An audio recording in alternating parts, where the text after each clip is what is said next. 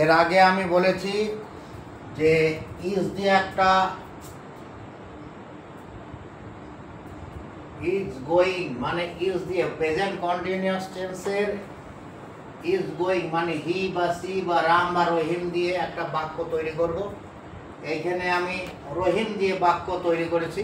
বাক্যটা ইংরেজি বাক্যটা লক্ষ্য করো এবং বোঝার চেষ্টা করো। ফার্স্ট পারসন হচ্ছে আই এবং উই এবং এর সম্বন্ধিত শব্দগুলি। সেকেন্ড পারসন হচ্ছে ইউ, থার্ড পারসন হচ্ছে হি সি রাম ইট এগুলো। এবার বিশেষ করে যখন প্রেজেন্ট কন্টিনিউয়াস টেন্স আমরা করতে যাব, এবার দেখো থার্ড পারসন সিঙ্গুলার এখানে রহিম আছে। এবার রহিম দিয়ে আমি একটা বাক্য তৈরি করেছি। Rahim is going to school with Zafar.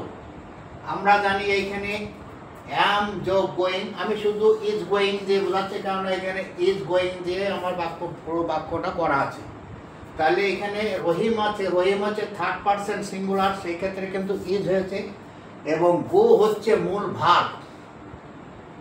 এবার মূল ভার্বের সঙ্গে কি হচ্ছে আইএনজি যুক্ত হয়েছে, এটা তোমরা জানো। এবার কি হচ্ছে যখন আমরা এটাকে যুক্ত তুলে দিলাম তাহলে কি হলো ইজ গোয়িং।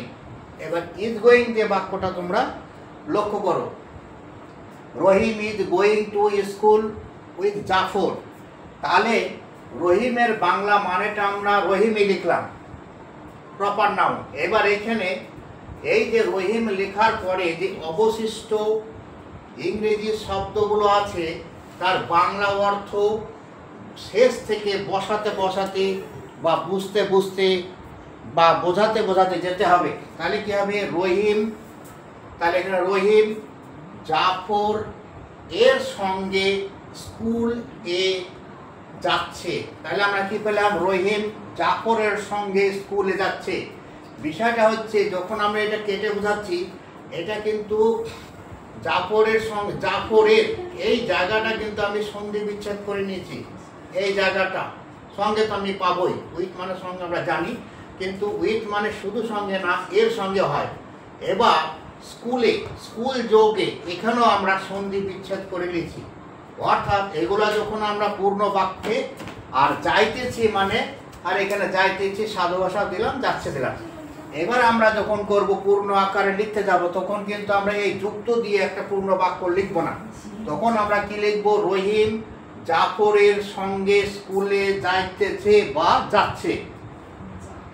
এবার উইথের অর্থ এর সঙ্গে পেলাম আর এর অর্থ টু পেলাম। দেখো টু এর মানে বিভিন্ন জায়গায় কোনো সময় কে হচ্ছে, কোনো সময় এ হচ্ছে, এর একটা প্রয়োগের একটা বিধি আছে।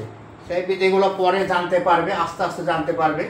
তাহলে কি হলো Rahim is going to school with Jafar. তাহলে রহিম জাফরের সঙ্গে স্কুলে যাইতেছে। তাহলে আমরা কিন্তু সেটাই পেলাম।